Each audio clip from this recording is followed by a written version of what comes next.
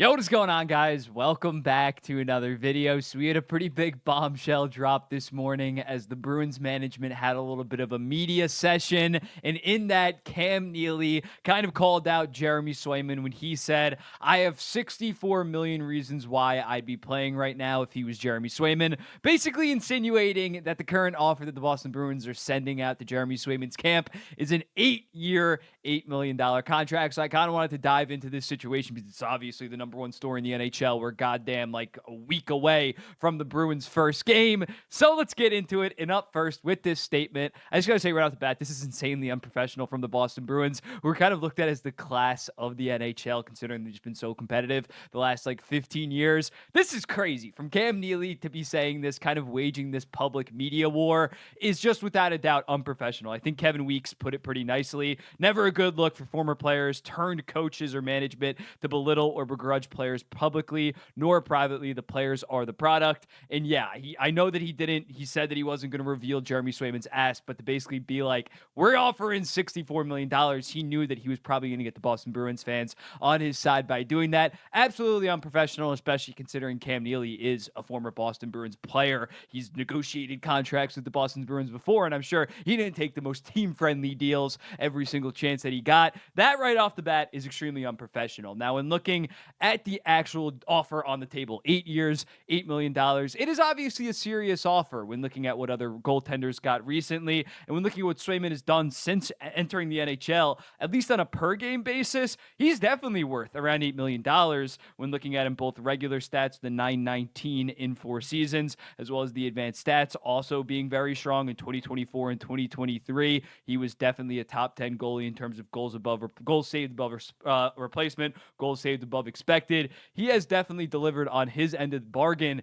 The only problem is we're talking per game. He has yet to play more than 44 games in a goddamn season. I think that does matter because yes, he was great in the playoffs this year, but he has not shown the capability. And again, it's because they had Olmark. It's not like they had some bum backup that they decided to play so much. He has not yet had that season where he plays 50, 55 plus games and is a legit Vezina contender and also plays good in the playoffs, like maybe we saw from like an Ilya Sorokin before he signed his 8-year, $8.25 million contract when he had a 924, finished the runner-up for the Vezina. So I get where both parties are coming from. If you're Swayman's camp, you say, I think when I have a bigger sample size, I'm going to be a top 5 goalie next season, given the fact on a per game basis, I have been that good. And if you're the Boston Bruins, you say, you don't have the track record to do that yet. And as a result, we cannot yet give you that. And when looking at the other comparables, obviously there were some big goalie signings that went down in the last year. Sorokin, I've already mentioned it, 8 years, $8.25 million. Connor Hellebuck, 7 years, 8.5.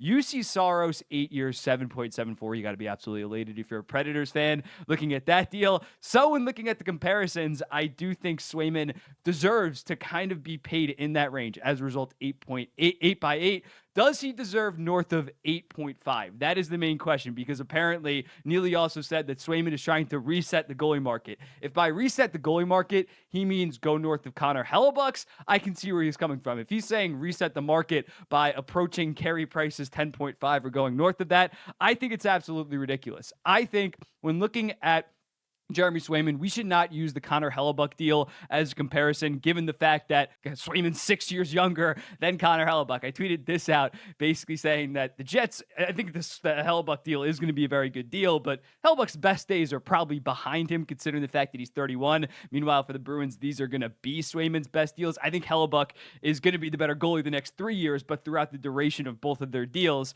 I think Swayman might be able to provide as much, maybe even more value. So in looking at this, he's 25. He's 3 years younger than Sorokin when his deal kicks in. Saros, like 4 or 5 years. So I think the age definitely plays a factor, considering you're not really signing him into his 30s, into his mid-30s, compared to some other goaltenders. But there also is a difference that counterbalances that with Saros, with Sorokin, with Hellebuck, is the fact that they were pending unrestricted free agents. That is massive when looking at what unrestricted free agents have got in recent memory. You look at a Sergei Bobrovsky that got $10 million on the open market back in 2019. If Sorokin, if Saros, if Hellebuck hit the open market, they probably would have actually reset the market. That is not the case with Jeremy Swayman. He is a restricted free agent, so although he does have the leverage from a perspective that, again, they traded away Olmark, they kind of fucked up by not having that extension signed in place, and that's also why I think it's ridiculous that Neely decided to eviscerate Swayman like that. You put yourself in this goddamn position. But he has one thing working against him, one thing working for him in terms of being a young guy, but also being a guy that's a restricted free agent. And when looking at potential offer sheet candidates, there's not going to be anybody offering an offer sheet for Jeremy Swayman. If you actually wanted to get him, you'd probably have to give up north of $9.16 million. That would be 2 first-round picks and even 1 first, second, and third. When you look at the teams that actually have the salary cap space to do that right now, you have the Utah Hockey Club.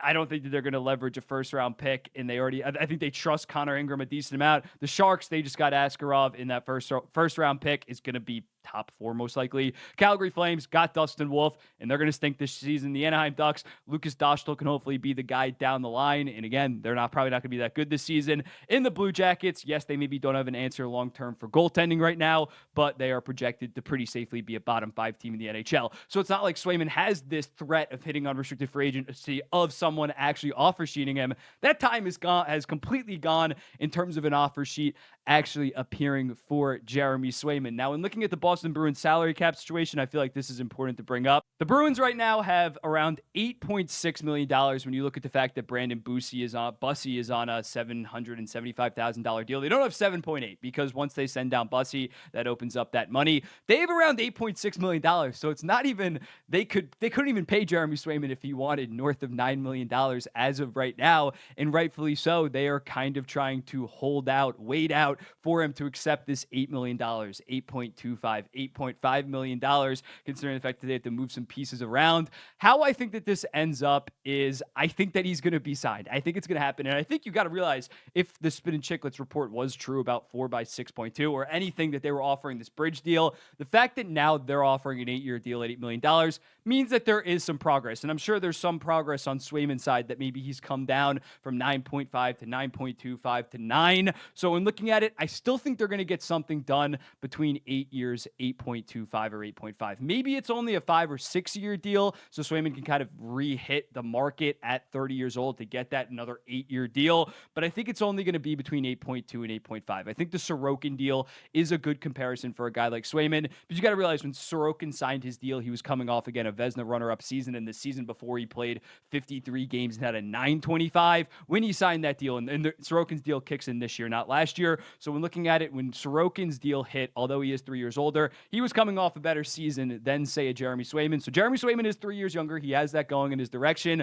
But I think 8.2, 8.5 is perfectly reasonable for both parties in this situation. I understand Swayman wanting more. He just doesn't have the track record to kind of demand that, in my opinion. Not saying he's not going to be a top 10 goalie throughout this contract, but there is some risk in this guy considering the fact that he has not played 55 to 60 games in a season. And if you're Jeremy Swayman, you're still getting a shit ton of money. I think it's ridiculous to be asking for 9.25, 9.5 given his track record.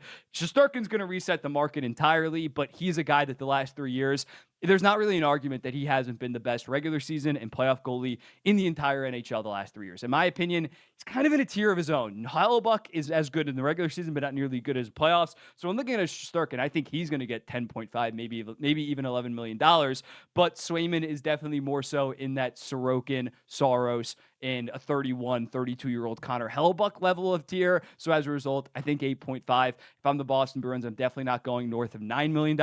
I think that is how this is going to pan out. But let me know in the comments, what do you think about this Jeremy Swayman situation? Again, completely unprofessional by Cam Neely, considering the fact that he put himself in this situation by not giving Swayman this extension back in June before they traded Linus Ullmark. It's their fault. They are just fumbling this, in my opinion. But I still think that Swayman is going to end up signing. He's not just going to go this season without being signed. We saw it with William Nylander. And as a result, I think this is going to get resolved. Let me know in the comments what do you think. I'll be seeing you in the next one.